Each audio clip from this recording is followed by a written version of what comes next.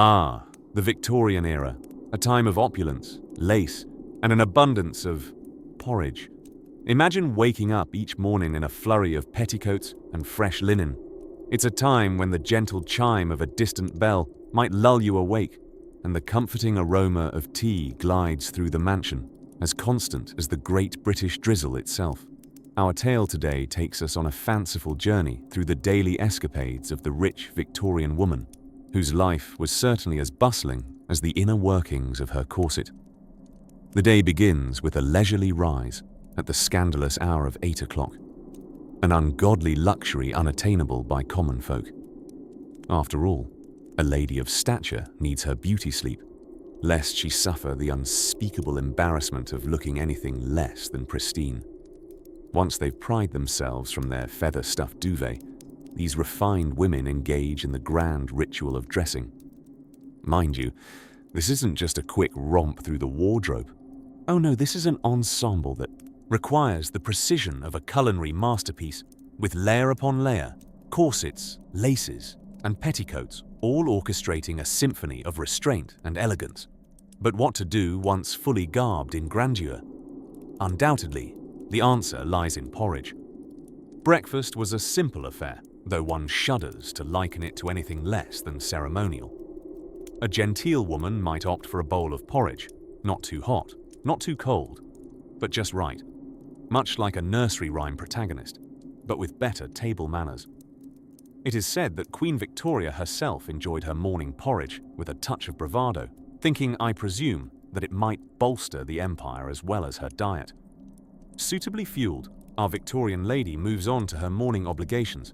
She exchanges letters, the 19th century version of today's Inbox Zero, penned with the grace of calligraphy and a thesaurus at her side.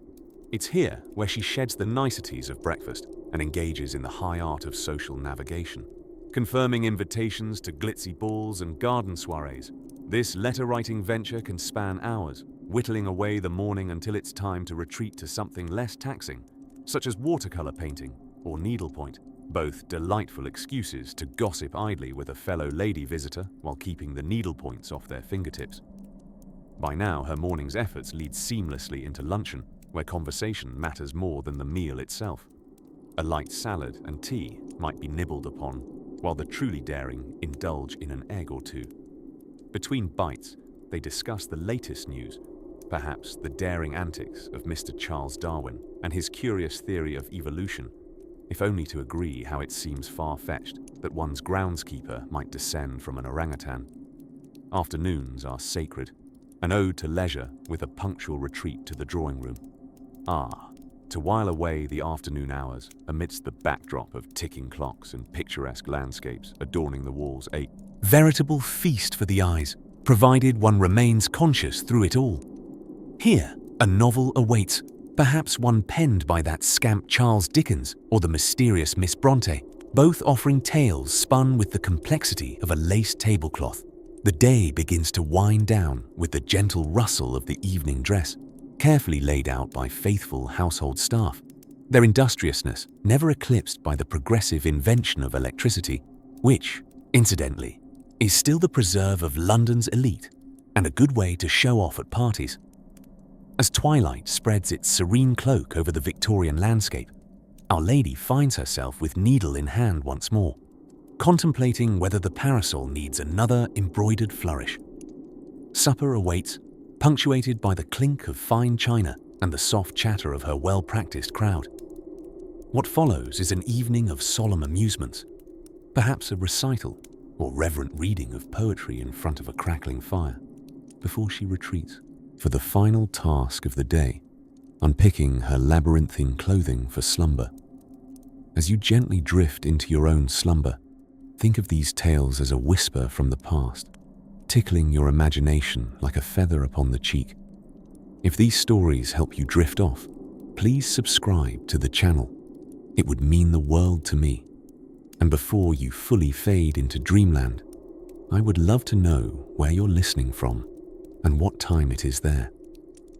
Sweet dreams, dear listener, as you nestle into bed, pondering the life of a lady unburdened by anything so distressing as sipping tea from the wrong type of cup. In the hushed glow of a Victorian morning, when the sun shyly peeked around bedroom curtains, the size of small countries, the day of a wealthy woman began not with a cup of steaming coffee, but with the gentle clatter of breakfast china. This was a time when society's upper crust delicately balanced between genteel traditions and the ever-present threat of a corset-induced faint from just breathing too enthusiastically. Picture, if you will, the art of simply appearing serene, a skill more honed than any parlor game they ever played. The first task, should the lady have survived her nocturnal cocoon without breaking a rib, was to languidly ascend into the world of consciousness. This delicate ballet was typically assisted by an attending maid, aptly named something delightfully Dickensian like Betsy or Mildred, whose tasks included opening heavy damask drapes and offering a silver-plated tray overflowing with breakfast necessities. There was tea, naturally, a blend that smelled of hidden meadows and decorum, even if the milk pitcher had seen better days since its last polishing. After this morning ritual, fortified by, let's say, a toast slice, delicately masquerading as a meal, our Victorian heroine would prepare herself for the ordeal of dressing.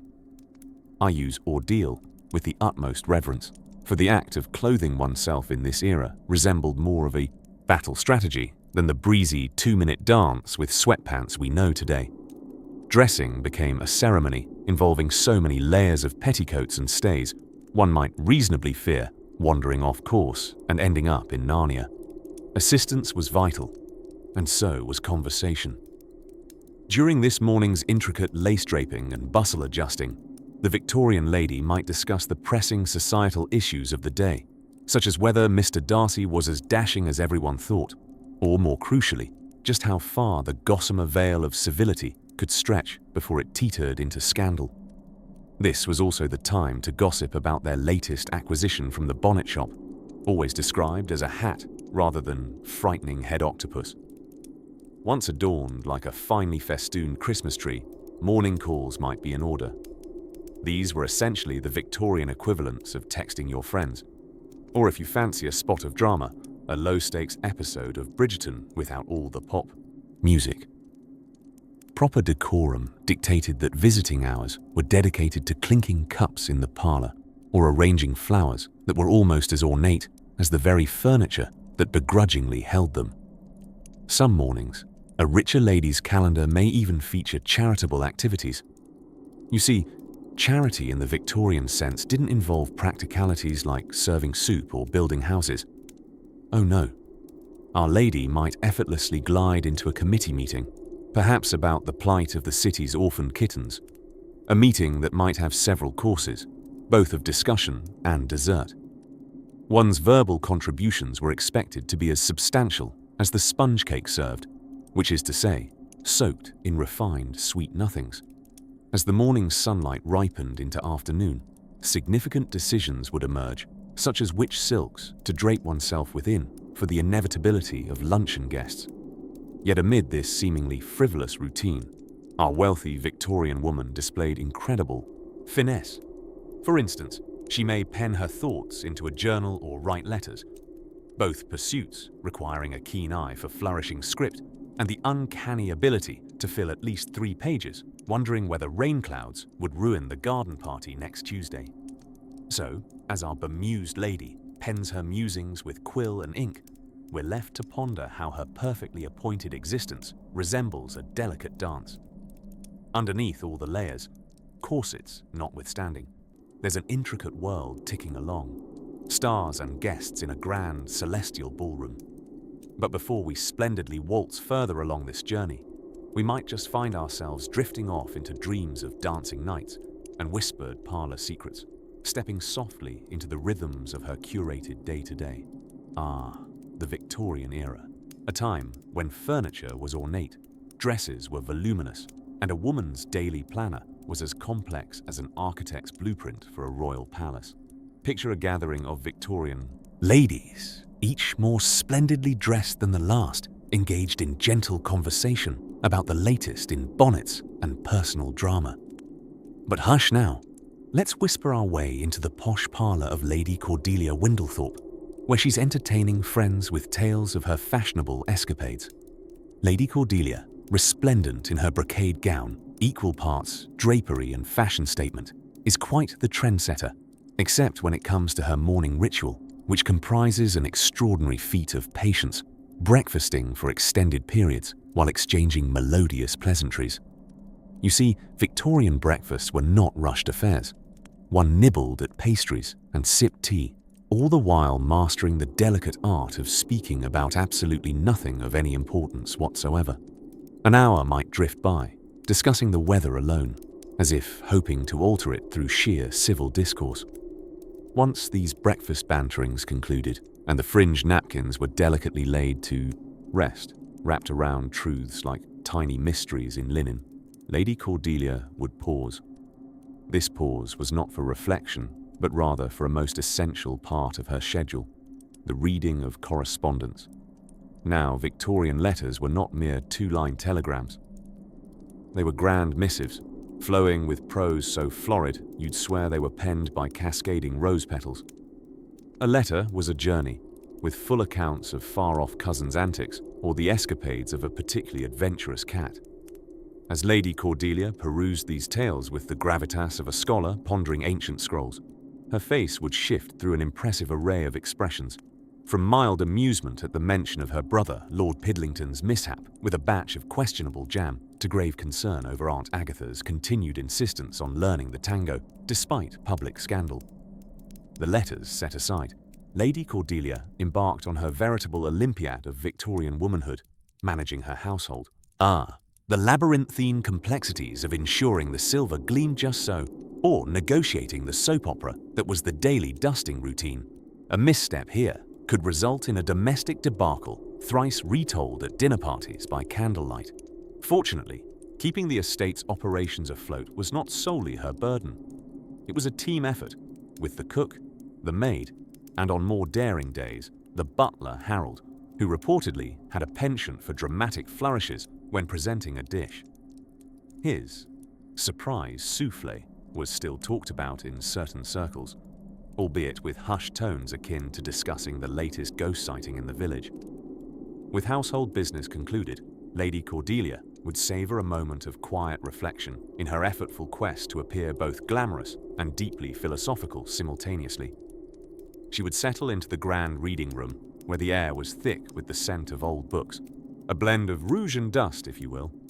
There, she would immerse herself in the latest serialized novel, which often featured enigmatic strangers or swooning maidens, perhaps a particularly poignant tale of a young lady who found herself in rather a lot of romantic dilemmas at country dances. Warmly wrapped in a shawl that was almost more tassel than fabric, Lady Cordelia might occasionally laugh softly at these stories and their preposterous plots, her laughter a merry melody that could wake even the sleepiest resident ghost, which we must hope stays slumbering in the servants' quarters, content with its hauntings. These moments were her refuge, a chance to escape into worlds where the problems were neatly solved between page 46 and 47, as opposed to the complexities of selecting that evening's dinner menu. As the day carefully unfurled like a silk fan, delicate and measured, with just a hint of absurdity, Lady Cordelia would prepare to host her afternoon callers, ensuring that the parlor was awash with light and conversation worthy of the finest society paragons. The sunlight would dance on the china teacups, flirting with the possibility of daydreams. And so, with a soothing sigh, let's allow the Victorian day to continue its gentle winding, knowing that every hour held its own peculiar brand of delight. If you listen closely, you can almost hear the rustle of skirts and the soft clink of teacups as we begin to settle into the next delightful details of this charming high tea affair. Amidst the softly ticking hands of grandfather clocks and the gentle glow of gas lamps, our wandering gaze settles upon the to-do list of a remarkable Victorian activity, the calling card ritual. A social ballet as intricate as it was seemingly trivial, this practice was the very cornerstone of genteel networking. Imagine, if you will, a script filled not with thrilling dialogues or dramatic turns, but rather the silent, nuanced exchange of small, ornate cards that designated who was truly in this season and who, rather unfortunately, was not. It is here that our characters, the affluent women of Victorian splendor, flourished in their native habitat, the drawing room. Within this fragrant enclave of embroidery and strategically placed potted ferns, these women participated in a delicate choreography of societal peacockery. The primary instrument of this social waltz, a sycamore-thin quadrate of laminated greetings bearing more significance than an entire library of greeting cards today. Picture, if you can, a mid-morning scene. Lacing themselves into layers of frothy petticoats and demure velvet coats, because, heaven forbid, a woman should pass with a single ounce of discomfort, the lady of the house is ready for the daily processional. She gently places her calling card into a small silver tray at her entryway, as her butler, ever the steely custodian of high society's strictures, inspects incoming messages with the precision of an international peace envoy. These cards were essentially proto-social media profiles, albeit less prone to causing existential dread and far less likely to spoil dinner parties. Each card contained the owner's name, residence, and perhaps a clever script or motto.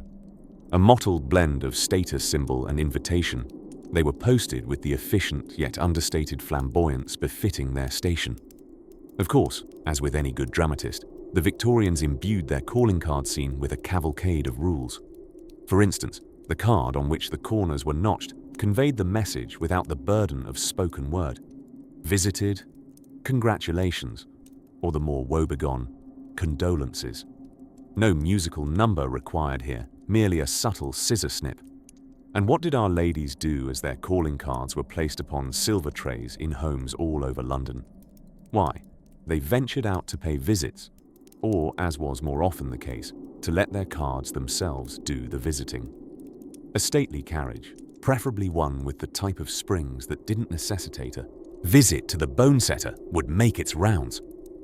Functioning as an early Uber service for friendships, the carriage dropped off these missives of social engagement far and wide. Once the card was left, whether to person or platypus, though platypuses were admittedly made unwelcome in most Victorian drawing rooms, tea would prepare to spill. Each drawing room was ready to spring into action, its porcelain teapots and silver cake stands on high alert to receive guests should any dare to venture beyond the proffered paper greeting. For those daring enough to breach the threshold, an entire saga of courtesy unfolded, genteel exchange and the gifting of societal capital, all accompanied by the gentle clink of teacups and the rustle of starched crinolines. But there was a catch. Alas, like all Victorian pastimes, this too was bounded by stringent parameters. A woman, unless truly wishful of societal martyrdom, restricted her social visits to the designated hours, generally a brief window post-luncheon against a broad backdrop of afternoon repose. This timetable ensured that all participated in a rolling pantomime of hospitality, so helpfully vague and agreeably uneventful, like any socially constructed asset of our modern era.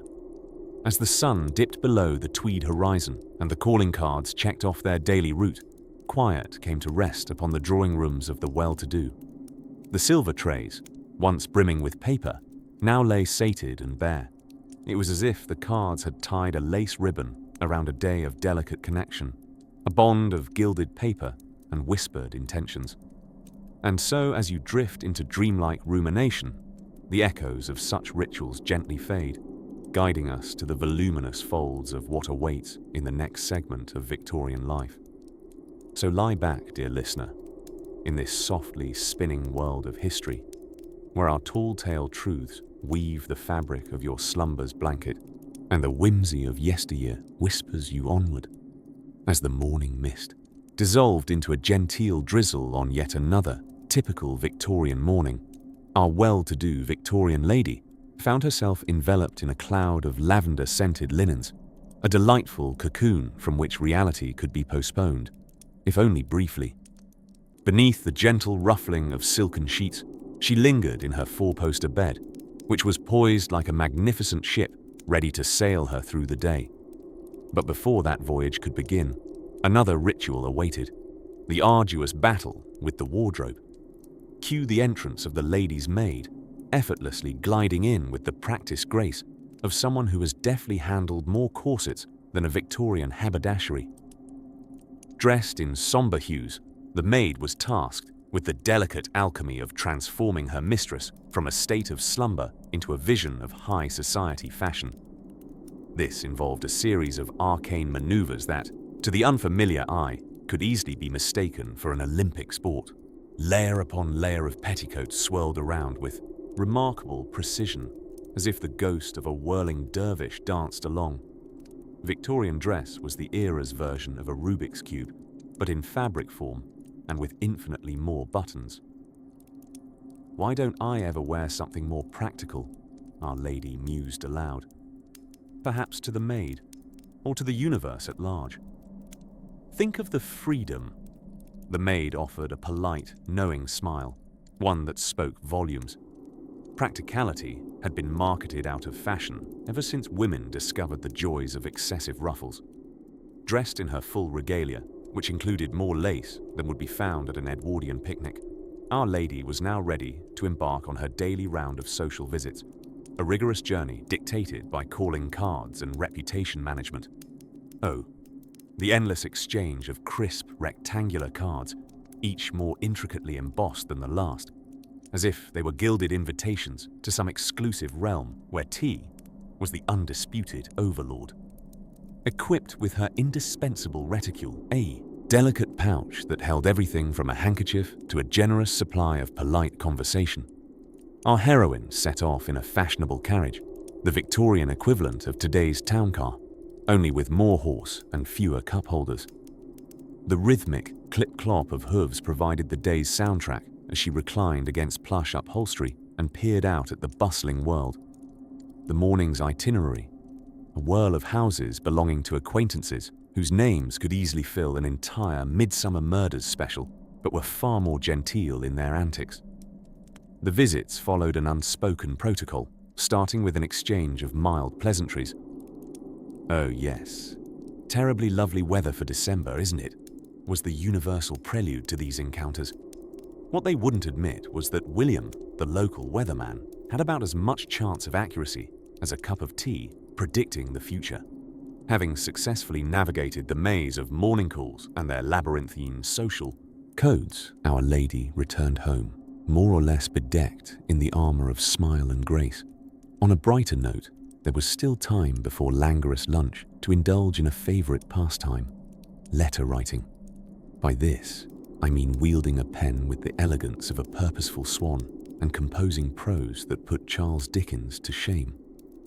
In the Victorian era, one's correspondence prowess was something of an art form, replete with dramatic flair, because why simply say, "Dear Sir," when you could begin with, "Most esteemed Duke of Penmanship," with ink doing its steady dance upon the paper, and lost in delightful reverie, it was easy to imagine the letters travelling far, perhaps mistakenly read by a Parisian postman instead of reaching their intended English suitor, an inevitable consequence of the era's postal chaos. Each letter sealed with a practiced flourish, and each envelope carrying the unmistakable mark of the woman who, despite all else, never lost her sense of aplomb. And so, as afternoon light started its slant into the drawing room, our Victorian lady put her stamp on the day. The clock whispered a promise of forthcoming hours as it ticked toward lunchtime, a Victorian affair yet to unfold, one destined to set the stage for the next chapter of her beautifully convoluted daily existence. Tea time, that ever so British institution, washed over our narrative of Victorian life like a gentle wave crashing on the shores of an impeccably manicured garden. Picture the scene, a sumptuous room bathed in the golden hues of an afternoon sun that lazily slouched its way through the windows of a Victorian lady's home. The clinking of fine china, accompanied by the soft rustle of silk gowns, created a symphony of sound that was both soothing and entertaining. This was not just tea. This was an affair. For the Victorian woman of wealth, tea time was an opportunity to exert a delicate hand over social circles, a time to decorate not only biscuits with jam but also orchestrate the landscape of societal bonds. She'd exchange pleasantries and thinly veiled critiques with an astonishing virtuosity, a kind of verbal embroidery where words were threads spun with politeness and perhaps a splash of arsenic, Metaphorically speaking, of course. Let's pan over to Lady Edith, who was renowned for her discerning taste in both gossip and finger sandwiches. Her parlour, an homage to opulence with its rich tapestries and gold leaf trimmings, was not merely a venue but a stage upon which the grand opera of tea was performed daily. Edith, draped in fabrics fine enough to make a silkworm blush, would summon her fellow gentlewomen with the flick of a delicately gloved finger, a gesture that signalled an audience with society's very own oracle. The art of tea was more than the brew itself. It involved the curated selection of guests, a delicate balance akin to a social high-wire act, ensuring the right mix of charm, intrigue, and harmless scandal. Invitations. Extended were invitations to a game, one played as seriously as a knight on a chessboard. A misplaced tête-à-tête could complicate alliances or set tongues wagging more furiously than a windswept flag. Thus, it was with great intent that each guest was seated, much like pawns placed upon a very elegant but strategic battlefield. Edith's tea-time repertoire included exotic blends that had travelled further than most Victorians would in their lifetime. The arrival of these tea leaves could perhaps be credited more to the empire's far reach than to any modern man's sat-nav system. It was said that one whiff could transport you directly to the highlands of Ceylon or the bustling docks of Canton, all from the safe confines of Edith's gilded parlour. As our illustrious hostess favoured caramel-infused, rose-scented teas, the room would fill with a scent so sweet, even the sugar cubes felt unnecessary, a rare concession in an era propelled by sweet tooth and decoration. While sipping on this fragrant concoction, conversations flowed as freely as the tea being poured. Discussions ranged from the latest fashion to the peculiar new dance craze, something scandalously called the waltz, where dancers would, hold onto your teacups, face one another. While the gentlemen were known to garrison their evenings in the fortress of a club, laden with cigars and disputably bad billiards, the ladies curated masterpieces of sociality set against a backdrop of floral murals and porcelain tea sets. The clatter of teaspoons, deliberate and yet rhythmic, accompanied a buzz of chatter that could best be compared to the whispers of bees negotiating the merits of different plants. One might wonder, whatever happened once the fine china was cleared away? Well, the familiar routine was as restorative as it was predictable. The ladies would retreat into the cocooning safety of their own sumptuous libraries and writing desks to craft thank you notes, a delicate art involving as much diplomacy as their hostly performance. For Lady Edith, this meant a quiet moment of solitude, jotting down expressions of gratitude and occasionally hints of future engagements, a choreography on paper as intricate as any ballet. As the candles flickered with a gentle grace, signaling the onset of evening, women like Edith found solace in knowing the bricks of their social empire stood fortified. Relationships had been woven tighter through the simple elegance of tea, and as the clock ticked towards the subsequent affair that awaited them, a comforting thought steeped in their minds. Tomorrow brought with it another chance to refine and relish this grand performance of life. And so we tread gently away from the communal and aromatic rituals of Victorian afternoon tea, allowing their echoes to lead us into the next unfolding chapter of our soft exploration through time. Ah, the crisp echo of clock chimes at noon in a Victorian parlour, a sound that delicately knits the morning's ambitions with the afternoon's languid promises. Our rich Victorian lady, Lady Beatrice, finds herself ensconced in the delightful quandary of time, a luxury as splendid as her tea assortment. It's here we unfold her day, snug in a fainting couch by the window, victory to every raindrop competing for the title of most dramatic landfall on Victorian glass. This particular stretch of the day, dear listener, was termed calling hours, when one was expected to pay or receive visits. It was a tacit agreement, a social waltz where missed steps could lead to the ever-dreaded snub. Yes, Beatrice's greatest trial was not the oppressive summer layers of bustle and skirts, but the subtle art of affably dodging Mrs. Martha Smigsley's latest embroidery reveal. Lady Beatrice, with her unparalleled finesse, knew to arrange her schedule as meticulously as her hair, ensuring her velvet-padded seat was only occupied by those who polished it with laughter and not tedium. But fortune favors the brave, even in calling hours. Today, Beatrice would endure her regular visit from Lady Agatha Plumworth, a woman whose tales were as tall as her husband, which, suffice it to say, is rather tall indeed. Agatha brought a theatrical flair to the mundane, gossip spiced with faint tones of scandal, enough to keep the teacups clinking in delight and the biscuit plate emptier than Agatha's patience for plain conversation. It wasn't all card games and society talk, however. Ladies of the upper crust were expected to wield a modicum of intelligence, lest their social repertoire devolve into mimicking parrots, albeit parrots adorned with diamonds. Beatrice, an aficionado of the arts, pertained to such a standard not through verbosity, but by nurturing a soul-deep love affair with literature. Her drawing room hosted the likes of Mr. Charles Dickens himself. Well, in book form, tucked alongside Shelley and Bronte. There, amidst the gentle glow of a sunbeam sneaking through lace curtains, Beatrice's mind would wander far beyond her lavish chair's embrace, through pages gilded with ink and imagination. By the arrival of late afternoon, one might imagine a tranquil retreat to nap on the divan. However, Beatrice considered rest an endeavor best left to night hours. Instead, it was time for less vigorous domestic oversight. Pacing the serene corridors of her townhome, like a gentle sovereign inspecting her dominion, she bestowed benevolent grace upon household affairs, a task which primarily involved ensuring that the cook's latest culinary experiment didn't involve any alarming interpretations of pudding. This hour also brought thoughts and arrangements of charity, as contributing to assorted philanthropic endeavors was expected as earnestly as donning crinoline.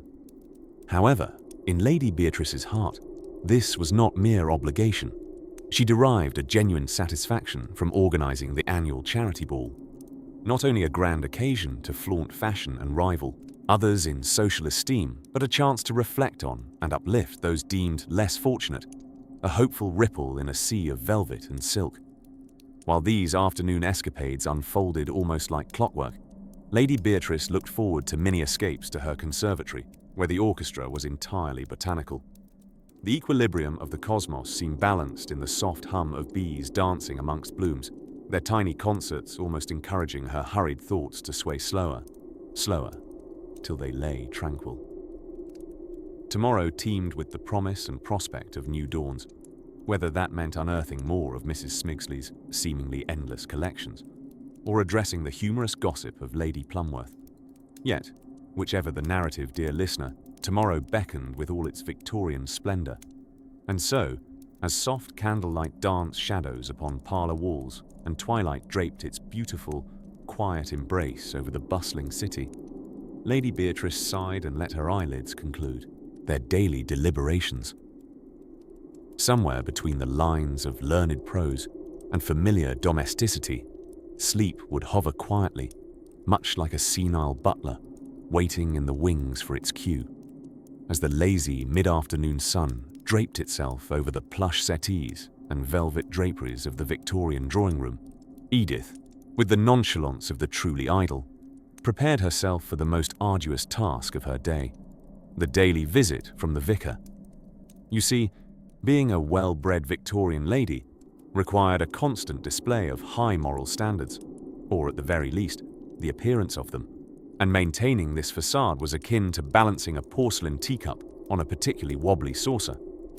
In the golden glow of a perfectly fashioned afternoon, Edith found it positively exhausting to nod in agreement with Reverend Smythe, especially since he passionately held a 4 o'clock sermon that ranged from the virtues of patience to the dangers of loose corsets. Edith, resting in the quiet luxury of her chaise longue, delicately maneuvered the tiny spoon in her teacup, letting her mind wander to more delightful pastimes, such as pondering the enigma of how her dear friend Agnes could consume so many scones, yet remain as slender as a well-whittled parasol. Reverend Smythe, a spindly man with a talent for turning any conversation into an impromptu sermon, droned on tirelessly. In a moment of inward rebellion, Edith's gaze traveled over the elegantly floral wallpaper, unearthing within its swirling patterns tales of heroic adventures, and perhaps a hint of scandal hidden amongst the chrysanthemums. Ah, the art of dreaming with both eyes open while preserving a keen expression. A feat of subtlety only a Victorian lady could master after years of practice. But lo, as the clock chimed with gentle insistence, Edith knew it was time to execute the afternoon's most strategic maneuver, the walking of the hounds. Not merely a task of exercise, this daily ritual was Edith's escape, each brief flirtation with freedom flavored with the fragrance of honeysuckle that permeated the estate's gardens.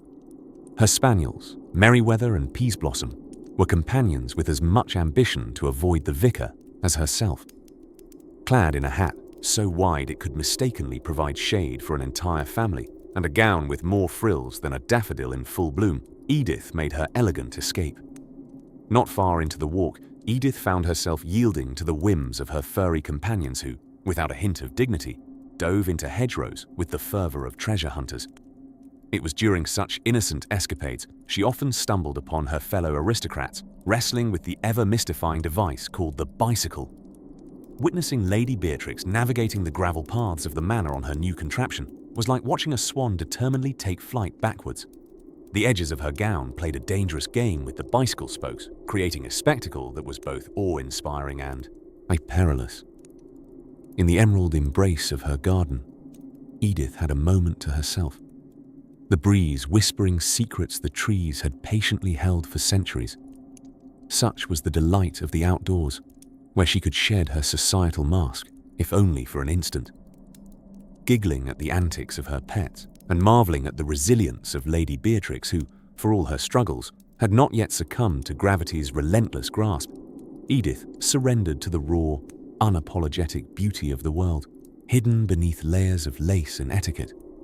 The symphony of the late afternoon carried Edith back to her home, where the air was thick with the aroma of dinner grand enough to impress even the pickiest of dinner guests. In the drawing room, the looming evening awaited her strategic navigation through the complex social hierarchies, a dance as delicate and captivating as the tumble of cherry blossoms in the breeze.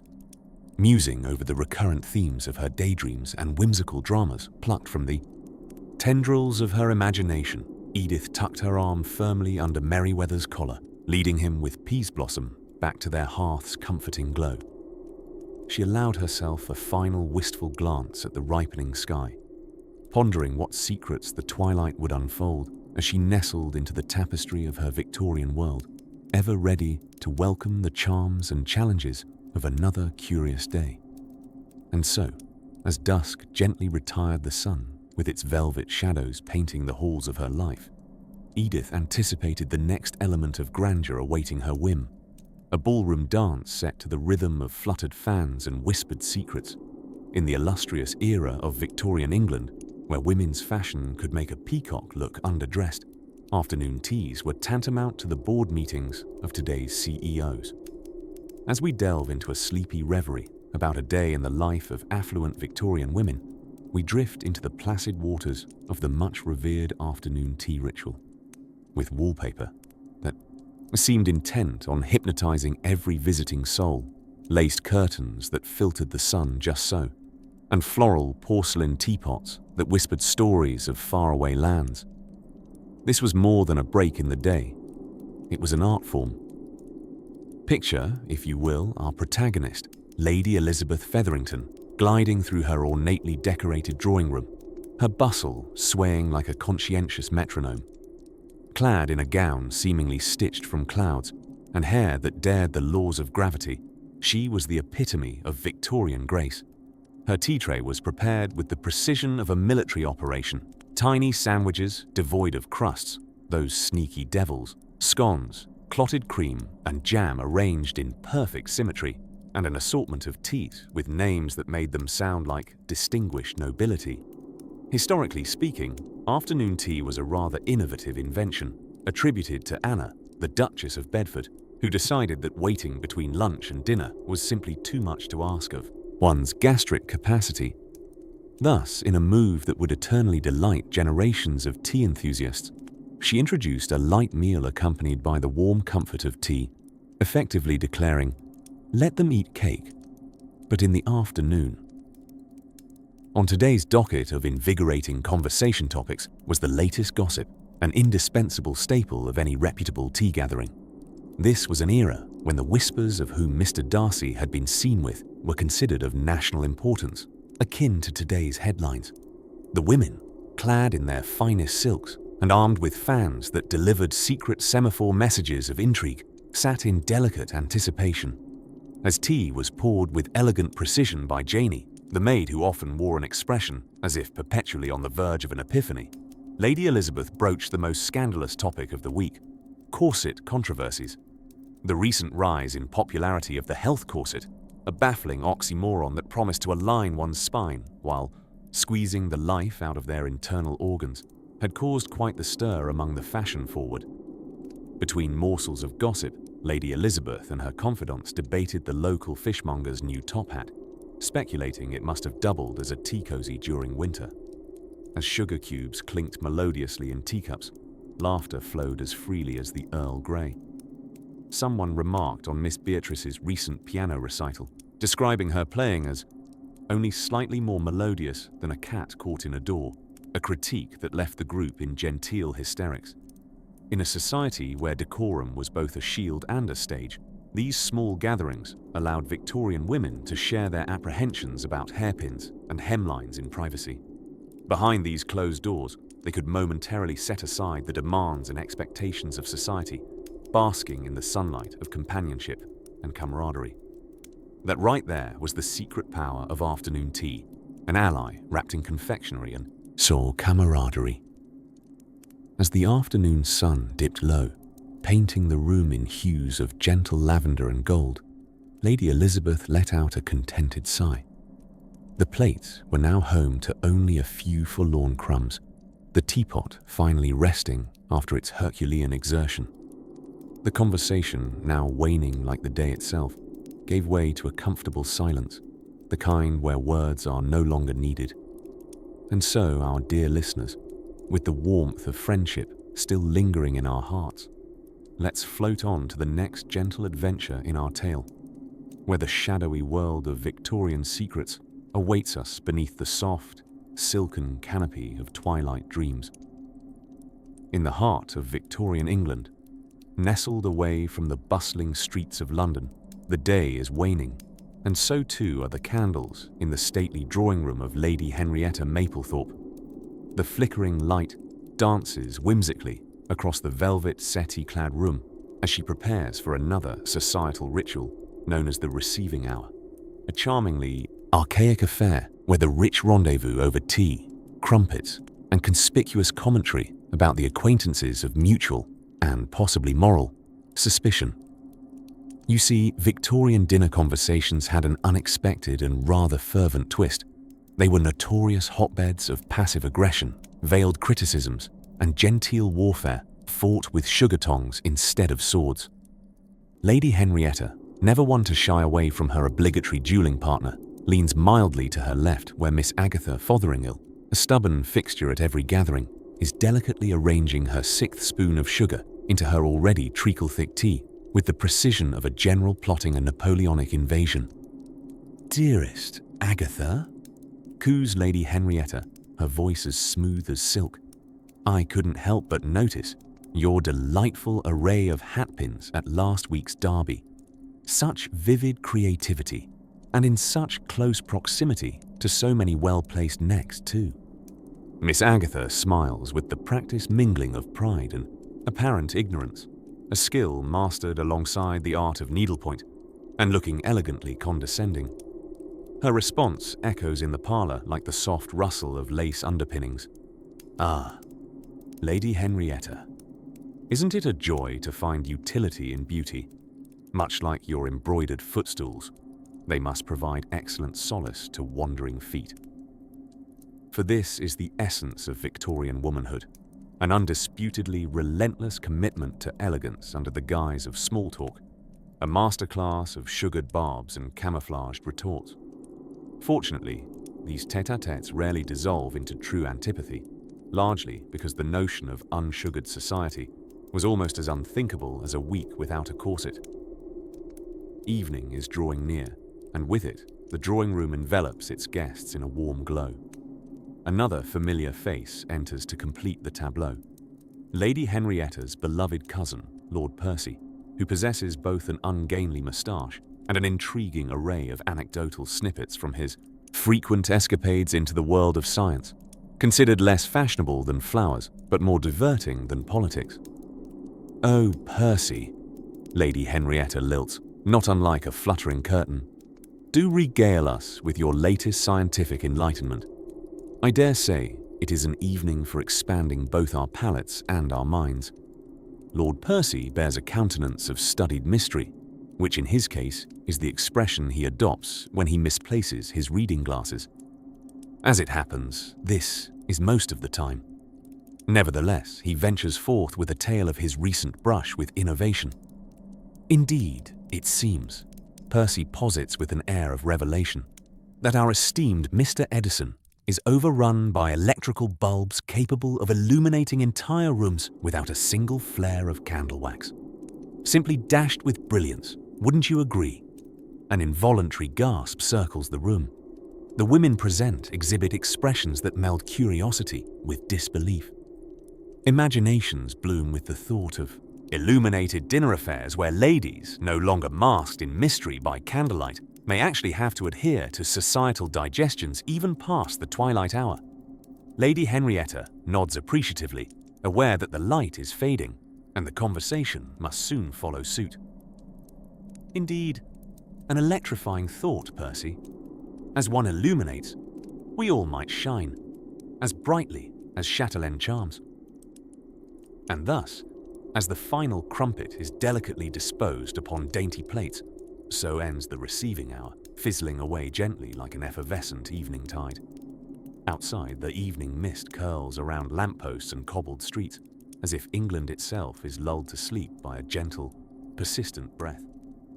Women like Lady Henrietta slip into their nighttime abodes, where dreams of shifting societal landscapes, born of gaslight fiction and familial foibles, cradle them into dreams far away from lace and lamplit intrigue. And perhaps, somewhere within those dreams, the seeds of modernity take root, promising much merriment and mechanical monstrosities to follow. As Lady Henrietta's eyes close, the Victorian day gracefully tips its hat to the edge of slumber, readying to whisper its secrets to the quietude of the night. In the rarefied, velvet-draped drawing rooms of Victorian high society, where time flowed at a genteel pace, we find our focus today. The afternoon tea, an affair as essential to a Victorian lady's day as the corset to her gown. Picture the scene. A tableau of delicate china teacups, lavishly adorned eclairs, and cucumber sandwiches so pristine they might make an artist weep. Now, let us steep ourselves in the peculiarities of this social ritual as the clock ticked towards the late afternoon, signaling the official end of yet another genteel lunch. The sound of rustling skirts signaled the anticipatory bustle of the household staff. It was time to lay the stage for tea, that most hallowed of English ceremonies. You see, in Victorian times, tea was not merely a drink but a social institution, a civil affair presided over by mistresses of the house with all the solemnity of a minor royal engagement. Imagine our heroine, Lady Clarissa, whose social calendar was as carefully stitched together as her exquisite lace gloves. Spirited yet oddly fond of befriending the most scandalously colourful hats, she also had a singular talent for watching steam swirl poetically from her teacup, as if divining secrets from the ether. If Victorian society was a theatre, tea was the interval where the players rested, strategized, and gossiped behind elaborately feathered fans. In a flurry of whispers, gossip filtered through the room like a sweet yet slightly scandalous perfume. Lady Marjorie, it was rumoured, had alluded to a new opera singer whose voice was described as being as smooth as silk and just as expensive. Sir Reginald, on the other hand, was rumoured to have mistaken his wife's sewing room for a conservatory, providing much mirth to those gathered. Ah, the tales of Sir Reginald were ever the spice of tea time, interspersed between bites of perfectly fluffy scones, slathered with clotted cream so rich it had likely never considered spinning. These conversations flitted like butterflies, never lingering long enough to become burdensome. Gossip, after all, could be as delicate as it was invigorating, rather like the ladies themselves. And what tea service would be complete without its pièce de résistance, the sampler of freshly baked goods? Cakes suitably bedecked with icing and served with so much flair they might have been mistaken for royal jewels took the stage. Scones so buttery they could easily outshine the sun were ceremoniously anointed with jam. But let us not forget the tea itself. Black as a raven's wing, or perhaps green and gentle as a summer's grove, it was poured from an heirloom teapot that whispered tales of far-off lands where spices were traded and fortunes made. As the amber liquid filled porcelain cups, one could almost hear the echoes of bustling marketplaces and feel the sultry winds of distant shores. Exotic, indeed, if one could imagine past the gentle pitter-patter of rain against lush English greens. Victorian tea was not complete without a touch of domestic drama.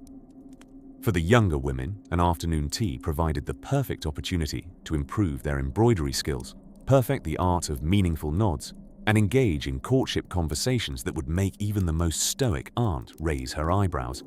Indeed, a successful tea could spell the beginning of a courtship, while a gaffe, such as a clumsily dropped biscuit, might reincarnate as dinner-table lore for seasons to come. As the parlour clock lazily struck the hour, Lady Clarissa set down her cup and cast one final satisfied glance at the assembled company. Afternoon light filtered through lace curtains, imparting an incandescent glow that rendered the scene wholly otherworldly, a tableau vivant of repose and laughter. With conversations drifting like soft lullabies, the day's layers delicately folded into the burgeoning narrative of yet another quiet, yet deliciously eventful afternoon. Stepping gently from one conversation to the next, Lady Clarissa secretly anticipated the adventures that an evening might hold, when, perhaps, tales of more daring exploits and musical soirees would unfurl. But that, dear listener, is a dream just beyond the horizon of this afternoon. Remember now only the gentle hiss of the teapot and let your mind drift. For just beyond the morrow, new mysteries await under the moonlit sky. As the clock strikes midday in our luscious Victorian daydream, the elite women of the 19th century retire to their boudoir for that most curious of customs, correspondence. Ah yes, letter writing. Before email could stir our souls, before the magical bings and pings of a smartphone's beckoning, there was the delicate art of pen and paper. Every loop, every dot, stitched and carefully curated with the precision of Michelangelo, minus the Sistine Chapel fresco, of course. Picture this, dear listener, envisaging yourself lounging gracefully in a chaise longue, a cup of lukewarm tea at your side, scribing with a quill that looks like it could double as a weapon in Cluedo. The Victorian lady, possessing the social prowess of a modern-day Instagram influencer, carefully selects her parchment. For you see, the battle isn't fought on the fields, it's decided by the thickness of the stationery. The letters themselves are worlds within worlds, uncompromising mazes of pleasantries, inquiries, and the ever-essential gossip, like, who even asked Mr. Kensington to attend that ball? Given his reputation for napping at inappropriate times, every sentence sabred with exclamations of, dearest, and behold, while praying that no ink splotch ruins this masterpiece. Each missive is an odyssey, a vessel of intrigue, destined to meet the expectant gaze of its recipient. But, lest we forget, handwriting is a fickle beast. The level of script artistry achieved often veered perilously close to some arcane druidic runes, indecipherable to the untrained eye. The discerning lady could spend hours penning her genius, whereupon her maid would gallantly venture forth to the postbox, presumably with a knapsack full of stamps and light refreshments, given the sheer volume of prose exchanged. Ah, the rhythm of the noon letters, a testament to the Victorian affinity for patience. If only a modern text conversation could have been so serene. The postal process itself was a miniature marvel, an enchanted network, ensuring that elaborate cries of, "Have you seen Lady Constance's new hat?" or entreaties of, You simply must attend our next soiree. The scones are sensational, found their way through a labyrinth of cobbled streets and top hats. Once the correspondence had been successfully dispatched, these Victorian ladies would indulge in a brief escape into the literary realms. Many an afternoon was lost between the pages of Radcliffe or Austen. His heroines sighed over moors and pondered their entanglements. The wonder of it, creating palaces in their heads, populated by characters mostly obsessed with the art of marrying the right person, as if their lives depended on it, which, truth be told, they often did. Blessed with more leisure than time itself, some might then dedicate a portion of their golden hours to invention or reflection. Naturally, musings about potential reform had a musical accompaniment, usually the gentle tinkling of a pianoforte, a melody of aspiration, possibly far surpassing any melodious yet bizarre cat video you've ever scrolled past late at night. Can you hear it now? Those ethereal notes sweeping through the room. As our stroll through this vibrant antechamber of history nears its conclusion, we find our Victorian lady slipping deeper into her imaginings, her eyelids heavy with contentment. With each eloquent line penned and each fictitious adventure travelled, she surrenders, no longer just a figure of the past, but alive in our hearts, a playful ghost waltzing between this world and dreams. And now, dear listener, let your mind wander upon the gentle breezes of what's next, like an unfurling sail upon a serene sea. Drift softly as we meander through the sunlit corridors of yet another quaint chapter in this luxurious saga. Far from the bustling streets of Victorian London, riddled with the smells of coal and the sounds of horse-drawn carriages, lay the sanctuaries of the privileged, the drawing rooms of society's affluent women. These were spaces as much for repose as they were for a curious blend of subtle rivalry and affable companionship. The day for a wealthy Victorian lady often pivoted around these lively sanctums where creativity blossomed, gossip flourished, and self-restraint was an unspoken art form. One might think that such gatherings were fleeting, like a waft of London fog, but they were delicately structured affairs, almost military in their coordination, a kind of social ballet of bonnets and parasols. Imagine, if you will, the laughter echoing softly off the walls as fine china clinked to the rhythm of newfangled ideas exchanged over warm tea. And what was tea without its co-star? Yes, the infamous 7-layered cake, a Victorian invention that served as both dessert and unintentional exercise routine, if one was brave enough to lift a slice. In this refined theatre, the Victorian women, dressed in layers of silk and lace, navigated conversations with the same precision as a war strategist. Flattery was a common theme, and as natural as the elaborate embroidery on their gowns. Compliments were given generously, albeit strategically, like pieces in a chess game where the ultimate aim was to secure social standing, or heaven forbid, one-up an acquaintance. But let us not judge too harshly. The art of veiled one-upmanship was practically a national pastime. As our porcelain-frame protagonists sipped their tea, they often participated in the leisurely pursuit of reading aloud. Not dissimilar to a book club, these gatherings involved novels, poems, or the occasional scandalous serialized story snatched from the morning's newspaper, an Oscar-wild play, if they were feeling particularly avant-garde. Their minds traversed the worlds of fiction and society columns with equal fervor, each reading treated as a delicate investigation of character and plot, not unlike their own social circles. But this was not all idle chatter and literary dalliance. Oh no, these industrious ladies were also pioneers of multitasking. While their minds wiggled joyfully through layers of narrative, their fingers often engaged in needlework. Embroidery was not just a pursuit, but a badge of honor, a sign that one's time was spent cultivating grace rather than, say, idling away with biscuit crumbs of boredom. And the conversation invariably turned to fashion, a suitable subject for excitable discussion. The language of Victorian attire was almost its own dialect, full of bustle and petticoat-related intricacies. Words like crinoline and petticoat rolled off the tongue as smoothly as a silk ribbon. Fashion was described as nothing less than a battlefront itself, where triumph was measured in the deft use of layers rather than swords. Yet, perhaps the most intriguing of these parlor activities was the art of correspondence, which was a sophisticated alternative to the modern text message.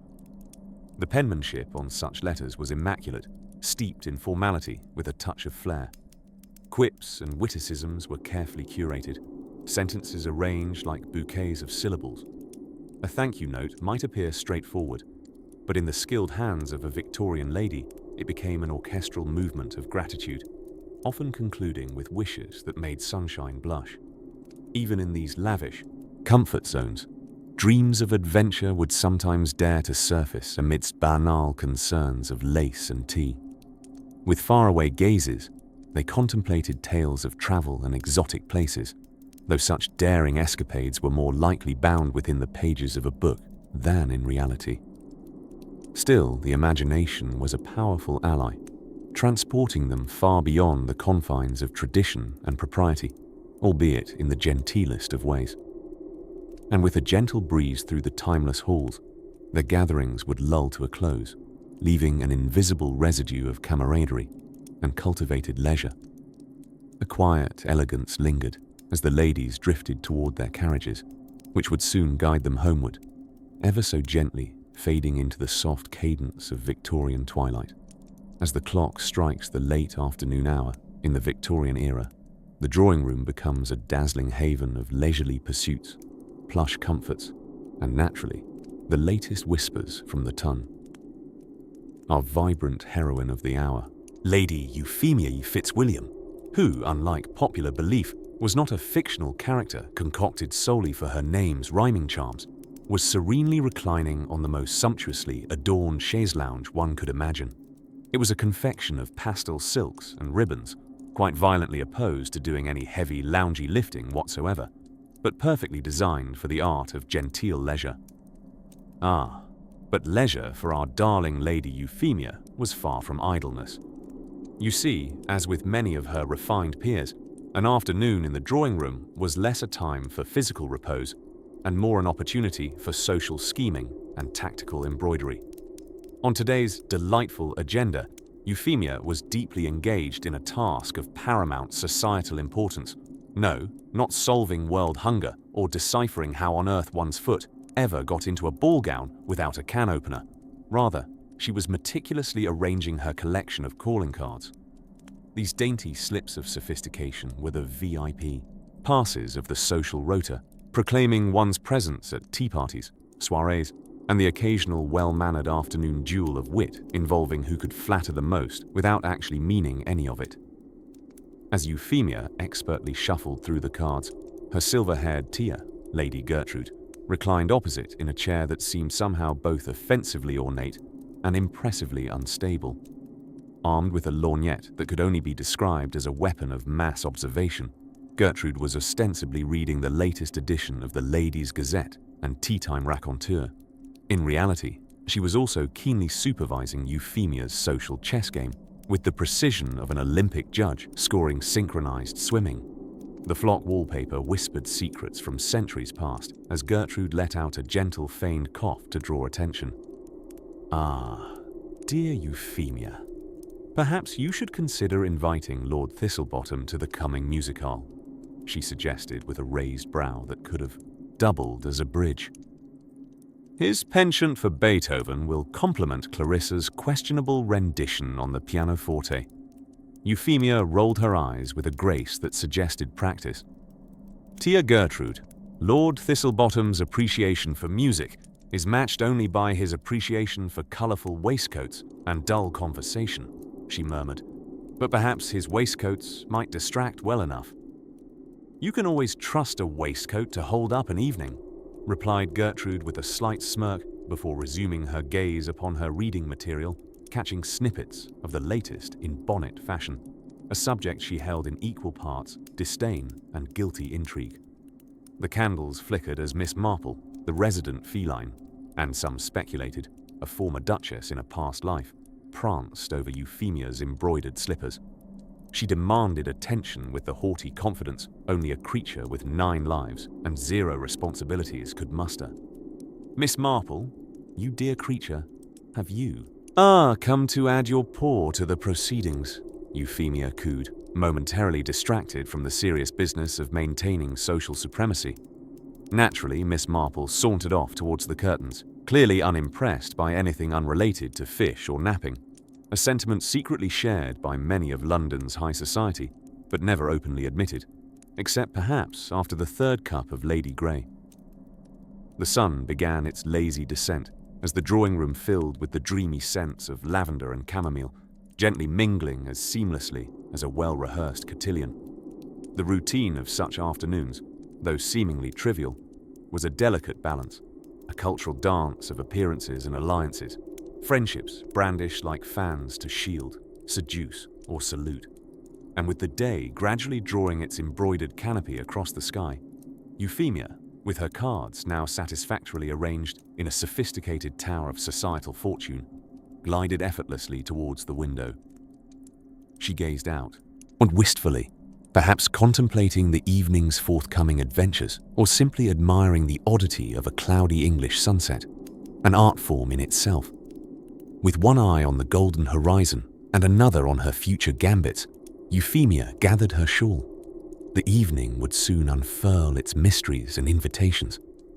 But for now, there was the soothing ritual of tea to look forward to, a quaint precursor to the undoubtedly curious encounters awaiting under the velvet night. The world of Victorian high society, as demanding and layered as this, extended well into the realms of those who often stayed in the shadows, yet illuminated the rooms with their own hidden tales. On quite an ordinary Tuesday, or perhaps it was a Wednesday, the days are notorious for blurring into one in the snug warmth of your mind's eye, we find our wayward Victorian heroine, Lady Penelope Thistlethwaite, ensconced in the plush bosom of her morning room. As glints of sunlight slumber gently upon the velvet, draperies casting sleepy patterns upon the aubergine wallpaper, one might suspect a languorous morning. But indeed, anticlimactic this is not. Now, Lady Penelope's morning begins not with a harried rush, but with the indulgence of letters, a routine oft reserved for queens or those aspiring to be one. Her correspondence today, much like the others, is a splendid mix of the curious, the trivial, and the mind-bogglingly mundane. An invitation to a soirée here, an inquiry into her opinion of corset boning there. The dictates of society appear to have required an alarming familiarity with whale anatomy best left to marine biologists. After tackling her intentions, or perhaps merely intentions of the postal variety, Lady Penelope must work her way through her morning ablutions. And what a delightful disarray of decisions they present. Shall her bath be perfumed with lavender or rosewater today? A weighty choice indeed. Such was the life of leisured Victorian gentility, and the existence where even bathing could transform into an elaborate ritual full of choices, deserving of deep deliberation, akin to choosing which cat to pet first. Once fully abluted, our dear protagonist would luxuriate in the art of dressing, or as some might term it, a private theatrical production, akin to the changing of the guard at Buckingham Palace. Decked in layers of crinoline and possibly ensnared in ribbons, she emerges victoriously like a butterfly, or perhaps more accurately, a well-groomed chrysalis. All this supervised by her lady's maid, who deserves commendation as much as her employer for navigating the precarious seas of brocade. Mid-morning finds our lady engrossed not in leisure, but in a tastefully orchestrated intellectual pursuit. Perhaps this is a session with her pianoforte, where each tinkle of ivory keys appears to promise a musical bridge between Handel and a nearby window sash, should things go awry. Or it might be a perusal of the latest literature, something adventurous, line-skimming tales granted reprieve by doggedly untowseled hair. Alas, noon beckons the luncheon bell, an occasion half-stomached with anticipation for the serving of a salad, universally made for more than or less than one, but always attended with airs of sophisticated indifference. Such casual repasts do embody the spirit of culinary camaraderie when one is blessed with a cook to avoid all gastronomic disasters. Once entrees are demurely dispensed with, the timetable of the Victorian lady, as you will find, involves certain soul-enriching diversions, outings to the gallery, lessons in watercolors, perhaps embroidering yet another voiceless cushion, activities that made little claim upon the wind, nor dared speak of their purpose to a dust-gathering library. As afternoon mellows into the buttery sunset, it is appropriate to mention that tea, that hallowed guild, proceeds quietly with squeezy sandwiches and biscuits, so small one would be excused in believing they were imaginary. This beverage-centric establishment was, as Dickens himself might note, a habit more cultural than nutritive, a liquid scaffolding for all manner of social bonding discussions, disguised as idle chatter. Thus, with the dusky promises of early evening shimmering into existence, Lady Penelope reflects upon the day's aspirations with little more than eloquent sighs and a hint of aspiration for the morrow. Dining soon follows suit, supper being a genteel excuse for even more lively repartee, an affair persuasive of spirits lifted by candle flame, with silverware rhythmically orchestrating its traversal of porcelain. In this whispery quietude, where the hand of the clock gestures softly forward, we leave our Victorian elite, settled in the serenity of their daily byways, amidst routine yet magical disarray, where purpose mixed with an odd twinkle of wit might be deemed, even lovingly, a mystery grander than a catnapping in the sunbeam of solace. As the echoes of dinner's conversation drift rather drowsily into memory, we pause, whisper a slow goodnight to Lady Penelope and her vivacious companions, tucking you quietly into the sweet folds of awaiting slumber, where gentle morning rituals are but an eyelid's flutter away. Now let your dreams wander further through the gentle tapestries of time. Imagine, if you will, a wealthy Victorian lady draped in the finest of time-consuming undergarments, floating through the long sunlit corridors of her stately home.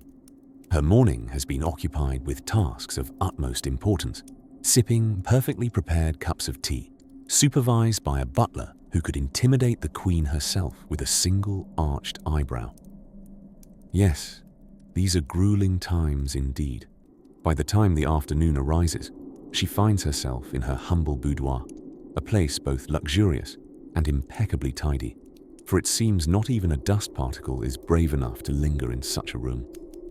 It's the hour of much contemplation, otherwise known as the hour of tedium, where Our Lady must gird her loins, metaphorically speaking, though her corset also does quite a bit of that, for the most predictable task of them all, writing witty annotations in the family ledger. You see, the noble art of account-keeping was no ordinary task. Nay, it was a delicate ritual involving the sharpest quill and the finest velvety ink. Our Lady would rest at an ornate mahogany desk, an heirloom passed down through generations, more polished and well-maintained than some unfortunate person's reputations.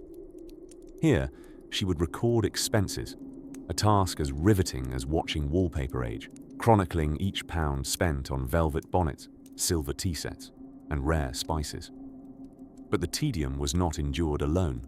Her cat, named Sir Whiskerton, because every grand establishment needs a resident knight, would parade across the surface of the desk, artfully rearranging the ledger with a well-timed swipe of the tail. With whiskers twitching. In anticipation, Sir Whiskerton was apt at reminding Our Lady of the importance of humour in matters of financial dullness, a shrewd delight cloaked in fur and feline nonchalance. Having escaped the clutches of ledgerdom, the lady was faced with yet another monumental decision: which book to pretend to read in her splendidly curated library.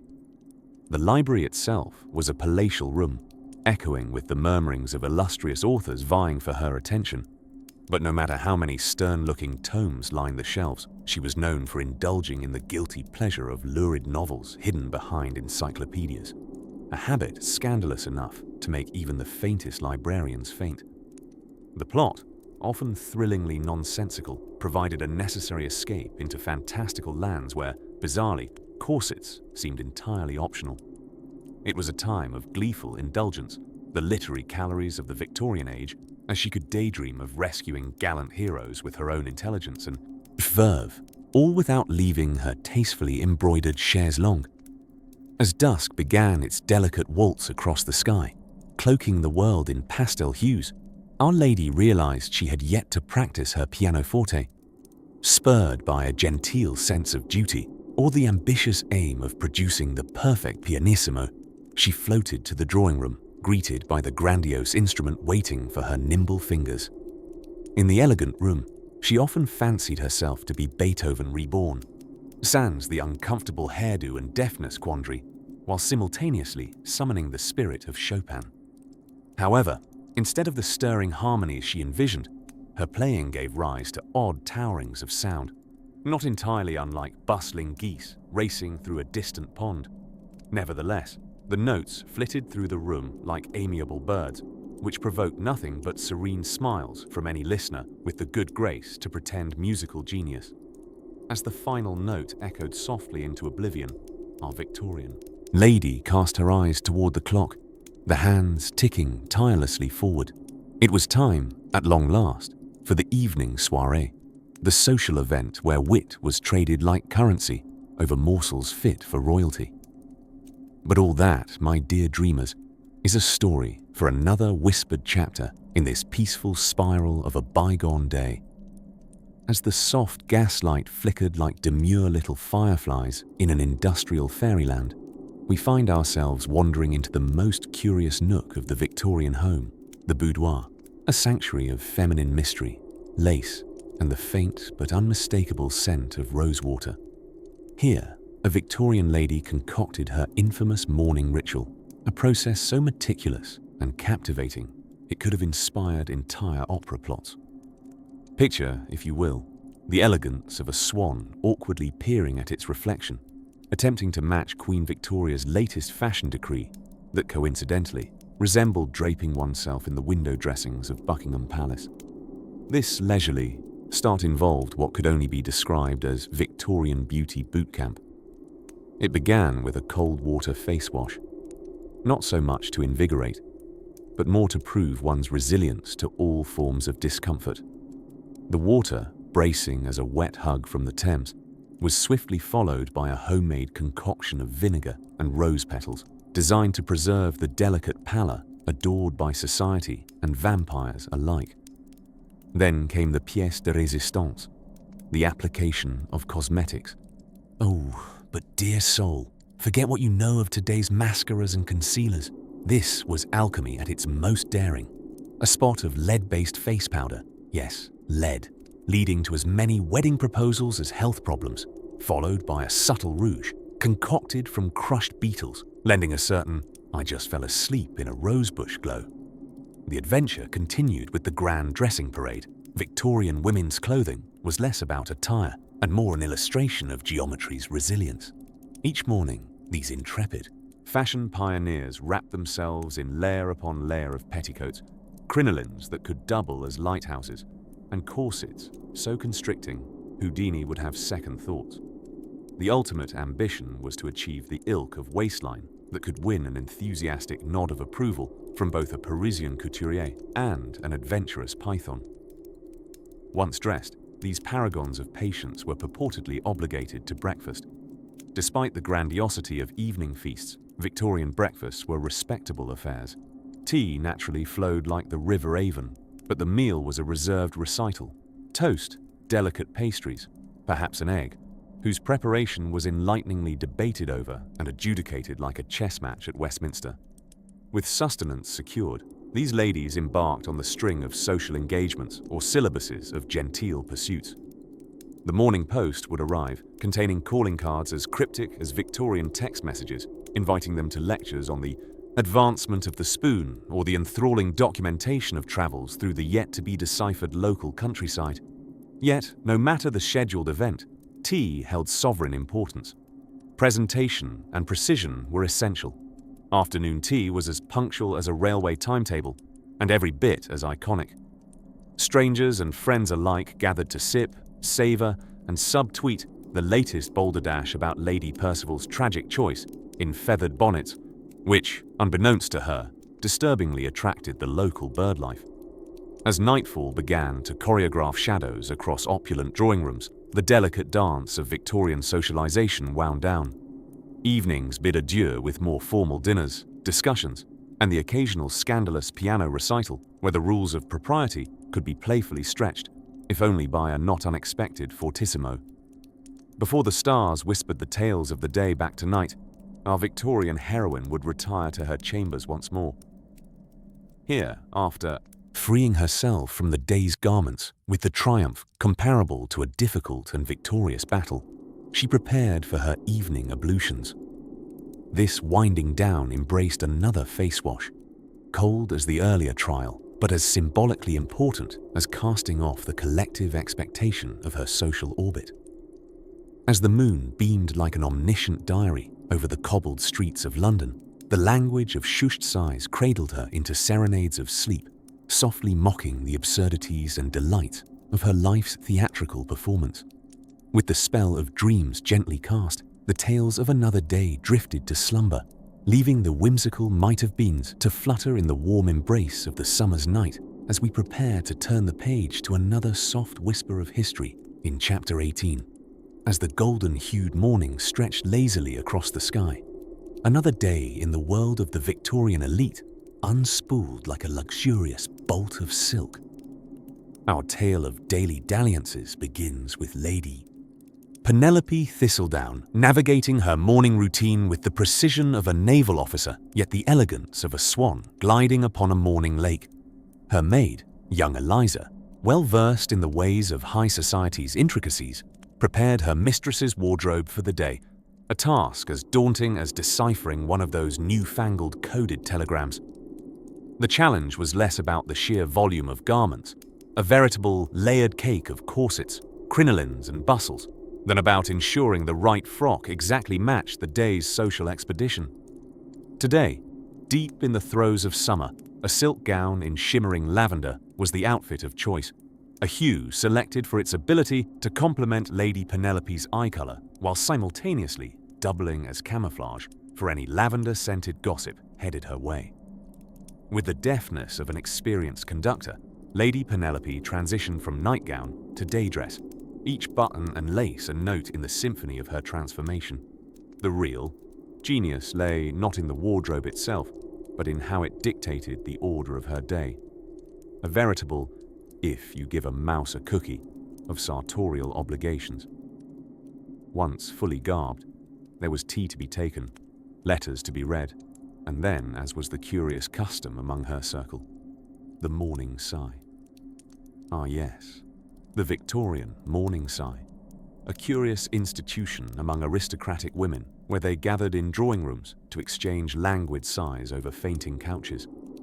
Unbeknownst to the gentlemen of the era, these sighs were not due to perpetual exhaustion from languorous living, but rather the after-effects of debating the unending woes of corset-induced compression. It was considered a display of fortitude to endure such attire, yet still have the will to actively sigh about all other grievances of the day, including the latest discussion of houseplants and their purportedly scandalous health benefits.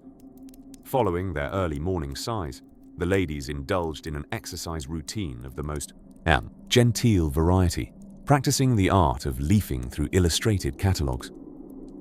One might question the athletic merits of such an activity, yet it was taxing enough to require tea and an ounce of chocolate as a reward. The queen of their clique, Lady Agatha Bumblingforth, had declared this form of exercise to be highly invigorating to the senses and absolutely calorie-free. Of course, she was simultaneously circling the latest fashion trends while calculating whether her milliner could produce a bonnet of suitably extravagant proportions for her next garden party. Post-catalogue calisthenics, the afternoon beckoned, as it was customary to venture outside to engage in nature walks. Occasionally misnamed as constitutional strolls, these jaunts generally involved promenading up and down the same patch of lawn, ostensibly inspecting roses for any evidence of plague or improper bloom size. Fresh air was lauded as a tonic of life, so long as it was properly filtered through a lace handkerchief and not too fresh, lest it agitate any lurking viral opinions about the necessity of daily bathing. As the sun waned and shadows lengthened like so many elongated promises of evening tea, Lady Penelope tilted her head towards her library window. a gracious pane of glass that allowed just enough prying into the outside world to be intriguing but not compromising. On this day, she pondered life's true mysteries. How exactly did one properly address the third cousin of a viscount's niece at a charity bazaar? These were the thoughts deemed appropriate, the social enigmas along pavements of propriety that filled each day with a tantalizing blend of intrigue and mild peril. Comfortable in her elegant cocoon where lavender hues blended with the softest whispers of an impending Victorian twilight, Lady Penelope couldn't help but smile at the simplicity of it all. Life, buffered with layers of tulle and social intermissions, wrapped itself warmly around her like a particularly pleasing page of serialized Dickens, just engaging enough to keep the mind alight, yet soothing enough to welcome the onset of a soft, slumberous haze. As day drew to a close, the scene gently yielded, hinting at newer tales lacing the horizon, promising dreams wrapped in powdered wigs and the cascading rustle of silk-adorned laughter.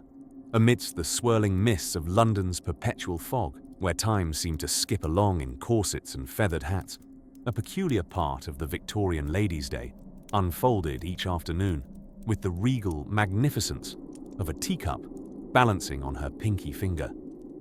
Yes, dear listener, it was time for the noble art of letter writing, a pastime that was equal parts communication and conspiracy, social chess and subtle shade. The Victorian era was the golden age of penmanship, where the flourish of a cursive loop could speak volumes before the words themselves had the chance. These genteel women, cloaked in layers of fabric as voluminous as their secret correspondences, would retreat to elaborately crafted writing desks that bobbed delicately on lion-claw feet, or perhaps sat scratching their missives under the lovingly watchful eyes of an enormous oil painting of some long-dead ancestor whose eyes always followed you, even to the tea trolley. Writing letters was serious business, akin to Victorian social media, but with more ink stains and less about sharing what one had for breakfast, or heaven forbid, their troubles with porridge elves. Letters were crafted with wit and flourish, each word weighted more heavily than the clasp of a corset. In this inked tapestry, a lady could weave news of a recent ball, where Lady Effington's dance card failed to be filled, a sure sign of an ill-fitted gown, or dabble in the more risque realm of mild gossip, sparingly sprinkled with ellipses and the nervous rustle of a crinoline skirt. One must note the Victorian obsession with postscriptum, an ingenious device allowing for anything important, scandalous, or forgotten to be smuggled into the tail end of a letter while maintaining plausible deniability. A typical day's letters could include updates from a cousin about her canary's distressing singing voice, a politely worded complaint to the local milliner about the fatal angle of a bonnet, or even a swooning note to a secret amour, lightly perfumed and sealed with a wax stamp that had seen better, more glittering days. Of course, the composition was only the half of it. Deciphering the responses was an art all its own, comparable to reading tea leaves or interpreting the less than subtle grumblings of one's great-aunt. Turn too many adjectives, and you've fashioned a nemesis. Deploy a tasteful comma, and you've got an ally for life, or at least until next Tuesday's garden party. Amid these interactions, ink-stained fingers would idle, as minds wandered to the characteristically odd topics of the era. Was it true that wearing lavender would induce fainting spells? Had anyone actually seen Professor Plum's infamous mutton chops in person, and were they indeed as soft as the whispers claimed? On more adventurous afternoons, the letter writing might shift into a craft akin to espionage, covertly packaging one's thoughts to outmaneuver social enemies, secret envies, or the perennial mystery of what time afternoon tea should actually start. Such letters, though mild in comparison to the dramatic hand-wringing of modern storytelling, were the lifeblood of many a Victorian lady's daily existence. They linked vast family networks, stitched together communities, and subtly altered the dance of society with dashes and dots. But do remember, dear listener, as the last calligraphic line was drawn, the ink allowed to dry like a gentleman slowly revealing a hidden card, there remained the added excitement of plucking the best quill and sealing the letter with wax, giving the whole affair a mysterious finality, like finishing a beloved novel and setting it on the shelf with a satisfied sigh. As she leaned back, satisfied that her day of linguistic acrobatics was complete, a Victorian lady might settle by the window, her thoughts swirling with a gentle anticipation for the postman's next visit, a true harbinger of tales, dreams, and some light-hearted skirmishes. As the glinting sun began to nestle behind grey clouds, signaling the twilight of another day, join us as we venture onward through the fabric of time-worn velvet, where tales of quaint delight and gentle humour await you, dear listener, with a warm embrace. As the afternoon sun started its romantic descent through heavy curtains of the Victorian drawing room, one might wonder if the light filtering in was due to the evening caramel glow, or simply stopped in its tracks by layers of frills and floral prints that found their way into every inch of the space. Welcome to another joyful jaunt into the life of a well-to-do Victorian lady's schedule, carefully plotted between being fashionably late and philosophically curious. Let us now delve into the curious habit of correspondence. Our Victorian heroine cherished letter writing with the same intensity one would apply to a novel, hardbound with a compulsive reading habit that even the deluge of modern emails couldn't hope to replicate. Pen in hand, she scrolled through perfume stationery like we might swipe a smartphone, but at a leisurely pace befitting an era when telegraphs were considered almost scandalously swift. Her missives weren't mere words, but artful poetic compositions, turning mundane weather updates into Shakespearean sonnets. As she would dip her quill into ink, made from good honest squids or nutgalls or something less glamorous, she might consider who next deserved the theatre of her prose. A suitor, a newfound friend, under the title acquaintance, of course. Her missives travelled distances far and wide, a postal service unfathomably reliable, except when it was hilariously inefficient, to reach their destination in anything from days to years, depending on the fog or misplaced pigeon. Meanwhile, a leafy plant known as fern sat quietly, judging from a corner, as she penned furiously. Victorian women adored ferns almost as passionately as they admired bustles. Not quite pets, but rather the quiet influences of the age. Ferns were cultivated under glass and admired for their quiet resilience. An ideal companion indeed for any Victorian soul heroically navigating courtship and social calls. Our protagonist understood that in the world of potted friends, a single withered leaf was enough to jeopardize one's horticultural reputation and social standing. A pressure that paired perfectly with the intense demands of appearing both effortlessly charming and occasionally intelligent. And as if divinely orchestrated by the very spirit of the age, it was required for Our Lady to have her hair artfully rearranged at approximately 3:30 p.m. There was something deeply philosophical about the collection of hairpins, strategically placed and worth their weight in gold to the ingenuity of Victorian hairstyles. A scenario where architecture met academia, creating hairstyles that were indeed an edifice, often boned with the kind of zeal reserved for building actual cathedrals. Here was a canvas crafted daily, crowned by hats more alive than half the electorate. Peering into the intricacies of afternoon tea, she rehearsed her lines for the anticipated negotiations of the supper table. The social contract at tea time was a delicate choreography of scones, biscuits, and societal musings. Our Victorian protagonist executed such operations with the tactful wit of a seasoned diplomat and the rhythms of a poetess. Tea time surged with the importance usually associated with peace talks, except covered in jam and clotted cream.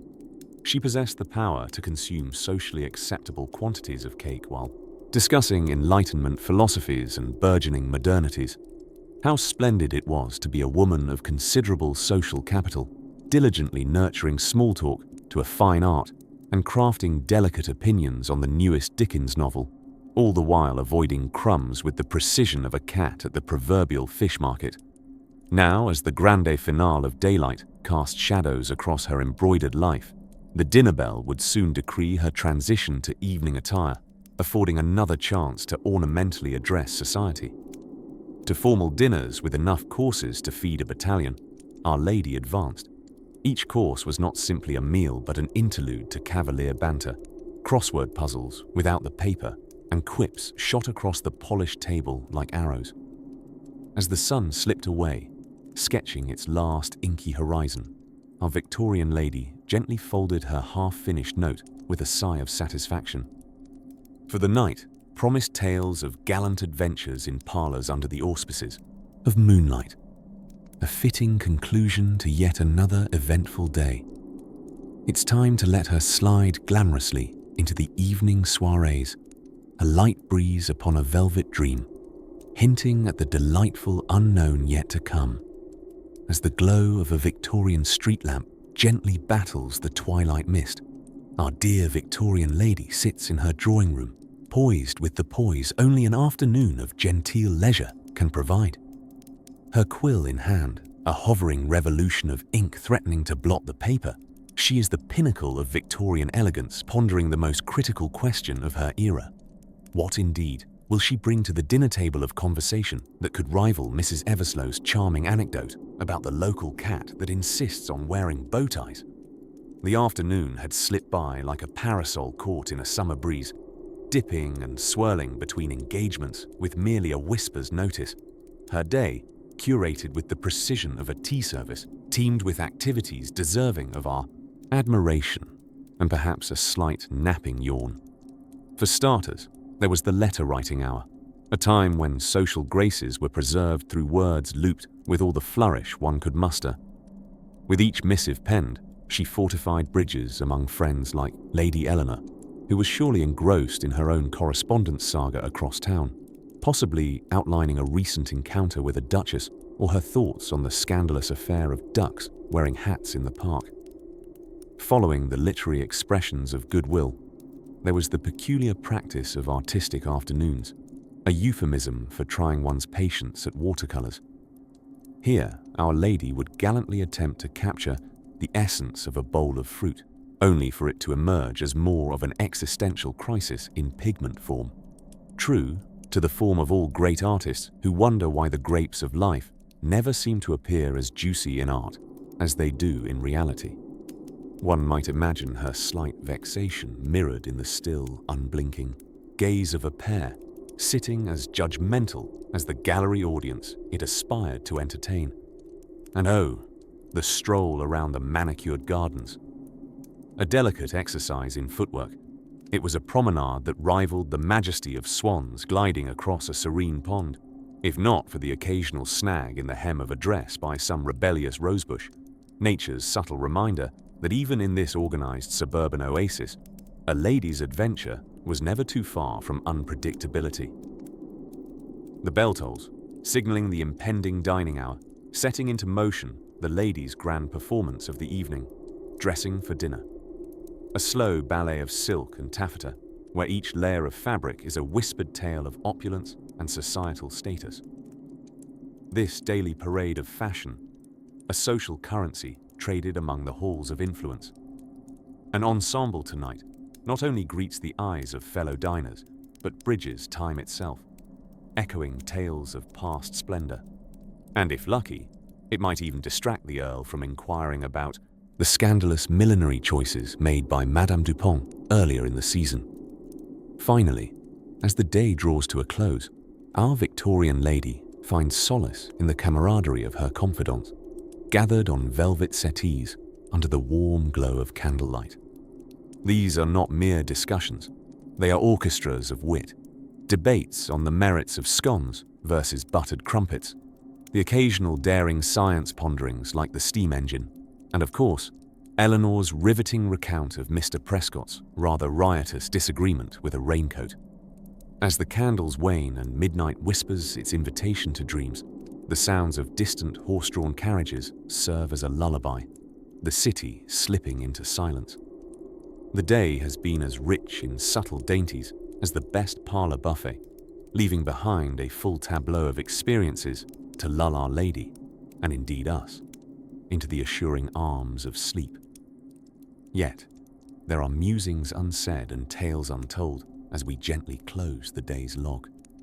With a sleepy bend in the moon's path we wonder what new dawn shall bring to our richly embroidered tapestry of Victorian life. The zephyrs of time quietly help us drift toward that next piece of the narrative puzzle, inviting a dream, or perhaps a morning, caught in the elegance of continuity, like a ribbon wafting on the breeze through a slightly open window. As dawn gently shrugged off her nightgown of stars, the day began to unfurl slowly in the grand drawing rooms of the Victorian elite. Here, we find Lady Margaret, poised with a masterpiece of a breakfast gown that, truth be told, looked like an explosion of frilly curtains. She ensured to maintain the utmost grace, although we suspect balancing a teetering head of curls had its risks. The day beckoned a delightful schedule of brace yourselves, staying indoors. Forget lavish trips to the countryside or scandalous escapades. Such indulgences were reserved for moments when the gossip columns needed reviving. Today was about the quaint peril of managing calling hours, that magical time when doors would open to friends, foes, and people you simply tolerated. In this silent competition of pleasantries, invitations to tea were a well-practiced art form. Our dear Lady Margaret was no novice. She would let out barely more than a whisper of excitement upon accepting these little permits for guiltless gossip. Oh, how Emily Post would have admired the deft handling of the teacup, a subtle maneuver that involved holding it as though it were a feather from an exceptionally delicate swan. During these encounters of social ping-pong, she would gather intelligence, a quaint term for the latest scandal, or misplaced monocle at last week's ball. Politely, they dissect topics like Victorian suffrage movements, though this was purely conversational. No one actually expected to do anything about it. After all, reform was so dreadfully exhausting, and one never breaks a sweat in the morning, at least not intentionally. Afternoons presented an opportunity to refine one's posture and wit under the sunbeam spotlight of the library. Entertaining oneself with needlepoint was the sort of pastime that still required a confounding amount of skill. Each stitch was made with the dedication of an artist painting with thread and a tragic oversight of common sense. Lady Margaret cultivated her sewing skills in the hope that one day she'd accidentally sew something useful, like a tea cozy, or, heaven forbid, a useful pocket. In this sanctuary of bound leather and dusty tomes, a letter of juicy news often interrupted the solitude. Today it carried whisperings of the latest, audaciously floral hat flaunted by Lady Prudence at the last charity ball. Margaret's brows raised ever so slightly, a Herculean reaction by any standards, indicating the possibility of a guffaw over luncheon. Come early evening, the Victorian lady's marathon at home continued as she would update her engagement diary, a hefty tome requiring as much precision as it took to decode hieroglyphics. Scheduling was a tangle of social obligations woven with cryptic notes like Miss P.T. Dread, a reminder that etiquette was king and memory was, at best, a forgetful prince. As evening rolled into the drawing room, the mist of lamps being lit heralded the gentle passage into the quieter shades of the day. Dinner was another lavish affair, with courses arriving in a sequence as predictable yet pleasantly anticipated as a warm bedtime story. The menu read like an epic tale of roasted entrees and delicate desserts, though no one dared to reveal that actually preparing such feasts involved as much mystery and magical transformation as alchemy. With complicated meals digesting, Lady Margaret might retire to the laughter-filled warmth of a parlor game, where the mighty combination of parlor tricks and verbal quips transformed mere conversation into an art form. Underneath layers of lace and decorum, however, resided intrigue, hidden glimpses into negotiations of marriages and alliances via strategically arranged seating and simple games of charades, a plan as transparent as the finest glass. But as shadows lengthened, the brave flirtations of invisible political maneuverings gave way to softer moments. Soon, with yawns politely stifled behind lace handkerchiefs, ladies and gents retired to their rooms. And so, under the warm embrace of gentle moonlight, they drifted. Here, in the cradle of a feathered pillow, dreams of bustling ballrooms and daring hems mixed softly with the muffled sounds of a world in waiting. As our chapter quietly tiptoes into a softer silence, Lady Margaret lets tomorrow's conundrum stay comfortably snoozing in the realm beyond, and we drift gently towards the conclusion of our soothing slumber's tale, where the mysteries of Victorian veils shall continue to unfold. Alas, not tonight, dear dreamers, as twilight settled over the gaslit streets of Victorian England. The grand drawing rooms of affluent women unfurled nightly rituals that were as rich in tradition as they were in idiosyncratic fascination. Under the endless gaze of gilt-framed ancestors, the evening at the home of Lady Penelope Featherbottom took on a particularly dreamy quality, not unlike a gentle lullaby that danced you towards blissful slumber. The clock chimed just before tea, its sound resonating through the high ceilings and overstuffed chaise lounges. A symphony of teaspoons clinking against fine bone china filled the air as if in polite applause of the room's reverie. Ah, tea, the cornerstone of any respectable Victorian evening. But what made the affair truly charming was not merely the aromatic brew, but the art of conversation that accompanied it. You see, when you amassed gargantuan collections of ornate sugar tongs, it was imperative to talk about bold societal transformations while sweetening one's cup of Darjeeling. This evening, the conversation meandered through tales of new dances with crazes, echoing London's lively ballrooms.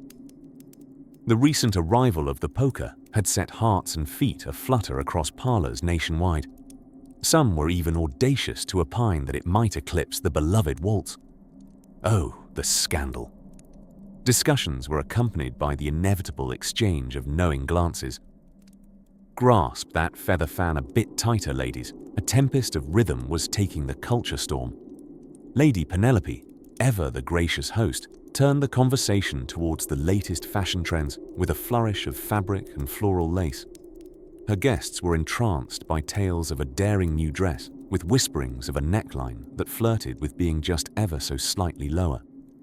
She posited, with a coquettish smile, that the newfound attention to décolletage was merely a practical resolution to the pressing need of surviving another balmy British summer, whose temperatures, to any sensible women, verged on tropical. For the discerning Victorian woman, these daily entertainments provided a refreshing contrast to the more serious matters of ladyhood performed each day, such as delicate needlepoint or learning French, a language so essential that even parrots in well-to-do households were drilled in its syllables.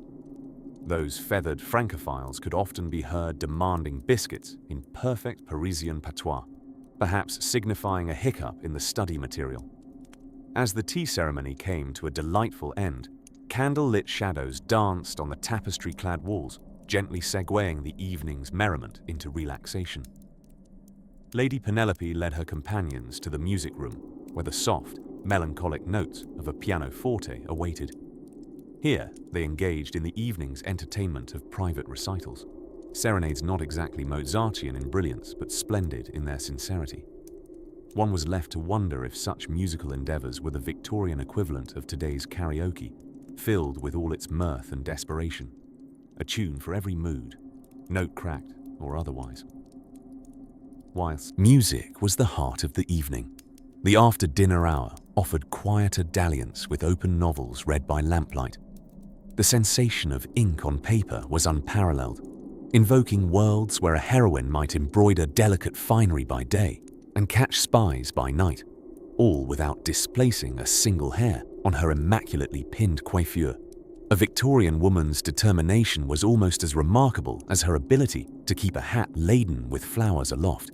The evening wound down to the soft lull of footmen putting out those initially blown gas lamps while the ladies whispered goodnights. It was a moment of gratitude for the refuge provided by satin sheets and the brilliant absurdity of dreams just waiting beyond their lids. And so, with tales of Victorian splendor echoing softly like a bedtime song across the chill night air, the richness of Lady Penelope's evening was tucked gently into history's embrace, leaving only the sweet whisper of chapter 24 to wrap itself around your dreams like a silken shawl on a moonlit promenade. As the last shades of twilight dissolved into the fabric of night, we slowly draw our lace curtain closed upon the whimsical world of rich Victorian women's daily routines. It's as if we're gently closing an ornate novel, the gold-embossed cover gleaming faintly in the dim light, whispering goodbye to tales of crinolines and corseted triumphs. Picture, if you will, the scene of an affluent Victorian lady finally retreating to her chamber. But the mere term bedroom is far too pedestrian. No, this space was a sanctuary, adorned in brocades, velvets, and tasseled curtains, a testimony to the era's adoration for all things splendidly extravagant. Sleep came accompanied by elaborate rituals, because why simply sleep when you could perform a theatrical production? Our Lady might have soaked in a lavender-scented bath, a tradition aiming to lull one's nerves, ensuring that any prior societal wit they had suffered or inflicted was, once again, softened by calm and fragrant waters. Presumably, one bath to wash away the affront served by a fellow society matron, and another to ensure restful dreams that didn't resemble the terms of any business proposals they had dissected during tea choreography. Now the nightly toilette, a session rivaling some modern skincare routines in both the number of steps and the number of strange substances applied to one's visage. Cold cream, rosewater, and something mysteriously known as elderflower concoction were all liberally applied, purportedly aiming to maintain an eternal youth that, much like today's anti-aging products, promised just a little more than reality could ever deliver. Of course, no Victorian lady would close her eyes without reading. Bedtime readings included the poetry of long-forgotten obscure poets, whose works claimed to be evocative, yet not so rousing as to disrupt the sleep patterns being laboriously cultivated. Or perhaps a letter written yet not. Scent, a therapeutic exercise of pouring emotions onto paper without the inconvenience of anyone actually reading them. The bed itself resembled a ship adrift in a sea of textiles. Layer upon layer of linen formed a cocoon that might suffocate the uninitiated, but provide shelter for those trained from birth to navigate among mountains of down-stuffed pillows, each arranged with care and carrying an implicit ranking known only to seasoned sleep adventurers. Yet, before even the act of tenderly leaning back upon her silk-strung mattress, our intrepid lady partook in a moment of introspection. Picture her seated before a vanity, a pristine image of pastoral serenity framed by the glow of flickering candles. Perhaps she remembered the lingering gaze of a suitor across a ballroom floor, or the quiet satisfaction of a conversation well spun over afternoon tea. Her nocturnal reflections were a gilded tapestry of life's conundrums, cast in a light as soft as the bed cover that just hints at the possibility of a different tomorrow. Or if she'd got her schedule wrong, the chance of a double-booked salon disaster. And as the night's veils wrapped around her, she allowed herself to succumb to the gentle tyranny of slumber. Dreams beckoned, sometimes whimsical, sometimes nonsensical, where the dichotomy of mammoth hats and precariously balanced teacups resolved into something entirely ordinary, a testament to what the Victorian mind had endured during daylight hours. The house finally breathed an audible sigh of contentment, every other soul within its walls having embarked on their own journeys into sleep. Somewhere, a grandfather clock chimed politely, sending reverberations through hallways lined with portraits whose eyes eternally watched over dreams spun beneath their gaze. Now, let us tiptoe out of this historical treasure room and gently close the door behind us, leaving the lady to her peaceful repose amidst layers of dream-filled embroidery. Picture the sound of a soft orchestra tapering down as the mind begins to drift quietly into the world between thoughts and sleep, where history feels as smooth as satin. There we leave her, nestled safely in time's cradle. As you, dear listener, beside your own modern comforts, tiptoe after her into a world of gentle slumber. Breath in deeply, let it all flow away. For now the secrets of the past have serenaded their way through your thoughts, and sleep terms have been gently negotiated with the night. With history's lullabies in your ears, we bid you the sweetest of dreams until the morning's embrace calls you awakened once more.